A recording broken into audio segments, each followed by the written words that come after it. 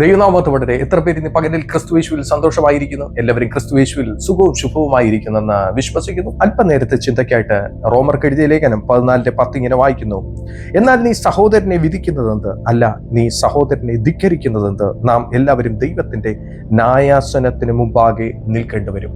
അതെ, കർത്താവിന്റെ വചനം പറയുന്നു, വിധിച്ചു കഴിഞ്ഞാൽ, സഹോദരനെ വിധിച്ചു കഴിഞ്ഞാൽ ന്യായാസനത്തിന് മുമ്പാകെ നിൽക്കേണ്ടി വരുമെന്ന്. അതുകൊണ്ട് എന്നെ കേൾക്കുന്ന ദൈവവൈതലേ, കുറ്റം പറയുന്നത്, വിധിക്കുന്നത് നിങ്ങളുടെ സ്വഭാവമാണെങ്കിൽ ഈ ദൈവശബ്ദത്തിന് മുമ്പിൽ നിങ്ങൾ ഇന്ന് പകലിൽ മാനസാന്തരപ്പെട്ടാട്ടെ. അല്ല, ഞാൻ ന്യായാസനത്തിന് മുമ്പാകെ നിൽക്കേണ്ടി വരുമെന്ന കർത്താവിന്റെ വചനം പറയുന്നത്. വിശുദ്ധ മത്തായി എഴുതിയ സുവിശേഷം 7-ാം അധ്യായം 1 മുതൽ 5 വരെ ഇങ്ങനെ കാണുന്നു: നിങ്ങൾ വിധിക്കപ്പെടാതിരിക്കേണ്ടതിന് വിധിക്കരുത്. നമ്മൾ വിധിക്കപ്പെടാതിരിക്കണമെങ്കിൽ വിധിക്കരുതെന്ന കർത്താവിന്റെ വചനം പറയുന്നത്. ന്യായാസനത്തിന് മുമ്പാകെ നിൽക്കണ്ട എന്നുണ്ടെങ്കിൽ ഇന്ന് പകലിൽ കുറ്റം പറച്ചിൽ നിർത്തിയാട്ടെ, വിധിക്കുന്നത് നിർത്തിയാട്ടെ. അതിന്റെ 2-ാം വാക്യം ഇങ്ങനെ വായിക്കുന്നു: നിങ്ങൾ വിധിക്കുന്ന വിധിയാൽ നിങ്ങളെ വിധിക്കും, നിങ്ങൾ അളക്കുന്ന അളവിനാൽ നിങ്ങൾക്കും അളന്നു കിട്ടും. അതെ, നമ്മൾ എങ്ങനെയാണോ വിധിക്കുന്നത് അതുപോലെ തന്നെ അളന്ന് കിട്ടുമെന്നാണ് കർത്താവിന്റെ വചനം പറയുന്നത്. അതിന്റെ താഴെയുള്ള വചനം വായിച്ചാൽ കുറച്ചുകൂടെ നമുക്ക് ക്ലിയർ ആകും. എന്നാൽ സ്വന്തം കണ്ണിലെ കോൽ ഓർക്കാതെ സഹോദരന്റെ കണ്ണിലെ കരട് നോക്കുന്നതെന്ത്? അല്ല, സ്വന്തം കണ്ണിൽ കോലിരിക്കെ നീ സഹോദരനോട് നിൽക്കാം, നിന്റെ കണ്ണിൽ നിന്ന് കരട് എടുത്തു കളയട്ടെ എന്ന് പറയുന്നത് എങ്ങനെ? അതെ, സ്വന്തം കണ്ണിൽ കോലിരിക്കുക, സഹോദരനോട്, സഹോദര, നിന്റെ കണ്ണിലെ കരട് ഞാൻ എടുത്തു കളയട്ടെ. അതെ, നമ്മൾ പെട്ടിരിക്കുക, നമ്മൾ പാപത്തിന്റെ അധീനതയിൽ കിടക്കുക.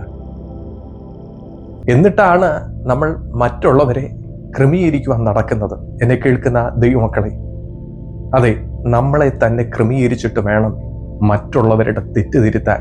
കർത്താവിന്റെ വചനം അതാ പറയുന്നത്. നമ്മൾ മറ്റുള്ളവർക്ക് മാതൃകയായിരിക്കണമെങ്കിൽ നമ്മളെ തന്നെ ക്രമീകരിക്കണം. അങ്ങനെയുള്ള ഒരു വ്യക്തിയാണെങ്കിൽ നിങ്ങൾക്ക് കുറ്റം പറയാൻ പറ്റത്തില്ല, നിങ്ങൾക്ക് മറ്റുള്ളവരെ വിധിക്കുവാൻ സാധിക്കത്തില്ല. കാരണം നമ്മൾ കുറ്റം പറയുന്നതിന് മുമ്പേ നമ്മളെ തന്നെ ഒന്ന് ശോധന ചെയ്യും.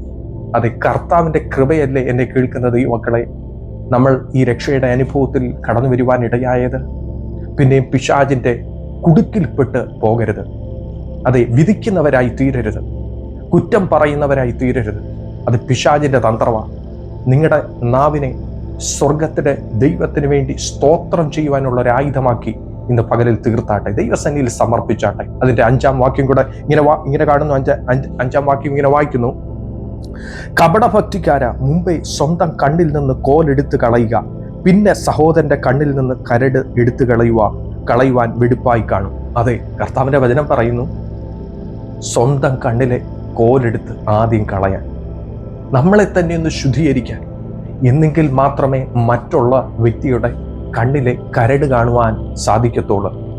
നമ്മളെ തന്നെ ഒന്ന് സമർപ്പിച്ചാട്ടെ. ഇന്ന് പകലിൽ ഈ ദൈവശബ്ദത്തിന് മുമ്പിൽ നമ്മളെ തന്നെ ഒന്ന് സമർപ്പിച്ച് കുറ്റം പറച്ചിലും വിധിക്കുന്നതും ഒക്കെ ഒന്ന് നിർത്തിയാട്ടെ. നമുക്കതിനുള്ള സമയമില്ല. കുറ്റം പറയുന്ന സമയമുണ്ടെങ്കിൽ ദൈവസന്നിധിയിൽ മുട്ടുമടക്കിയിരുന്ന് ദൈവത്തിന് സ്തോത്രം ചെയ്താട്ടെ, പ്രാർത്ഥിച്ചാട്ടെ, അവരുടെ വിഷയത്തിന് വേണ്ടി ഇടിവിൽ നിന്നാട്ടെ. ആ വ്യക്തിയുടെ ക്രമീകരണത്തിനായി നിങ്ങൾ ഇടിവിൽ നിന്നാട്ടെ. നമുക്ക് കണ്ണുകളെ അടയ്ക്കാം, പ്രാർത്ഥിക്കാം. കർത്താവേ, നൽകി തന്ന അനുഗ്രഹിക്കപ്പെട്ട പ്രഭാതത്തിനായിട്ട് നന്ദിയോടെ സ്തുതിക്കുന്നു.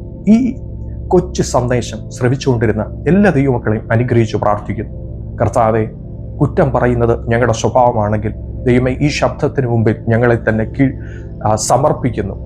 പിതാവേ, ഇന്ന് പകലിൽ ഞങ്ങൾ തീരുമാനമെടുക്കുന്നു. പരിശുദ്ധാത്മാവെ, ഞങ്ങളെ സഹായിക്കണം. കുറ്റം പറച്ചിൽ നിർത്തുവാൻ ഞങ്ങളെ സഹായിക്കണം. വിധിക്കുന്നത് നിർത്തുവാൻ ഞങ്ങളെ സഹായിക്കണം. പകരം അവരെ അനുഗ്രഹിച്ചു പ്രാർത്ഥിക്കുവാൻ ഞങ്ങളെ ദൈവം സഹായിക്കണമെന്ന് പ്രാർത്ഥിക്കുന്നു. കർത്താവെ, കുറ്റം പറയുന്നതും വിധിക്കുന്നതും ഒക്കെ ഞങ്ങൾക്ക്, കർത്താവെ, അനുഗ്രഹത്തിന് തടസ്സമെന്ന് ഞങ്ങൾ ഇന്ന് പകലിൽ തിരിച്ചറിയുന്നു. കർത്താവച്ചൻ, ഞങ്ങളെ സഹായിക്കണമേ. ഞങ്ങളെ ആ അനുഗ്രഹത്തിന് അവകാശികളാക്കി തീർക്കണമേ. സ്വർഗം തുറന്ന് പ്രാർത്ഥനയായിട്ട് നന്ദി. സകലമാനവും മാത്രം കർത്താവിന് ഞങ്ങൾക്ക് ആ ജീവൻ തന്ന യേശുവിൻ നാമത്തിൽ തന്നെ ആമേൻ, ആമേൻ, ആമേൻ. ഈ വചനങ്ങളാൽ ഏവരെയും ദൈവം സമൃദ്ധിയായി ധാരാളമായി അനുഗ്രഹിക്കട്ടെ.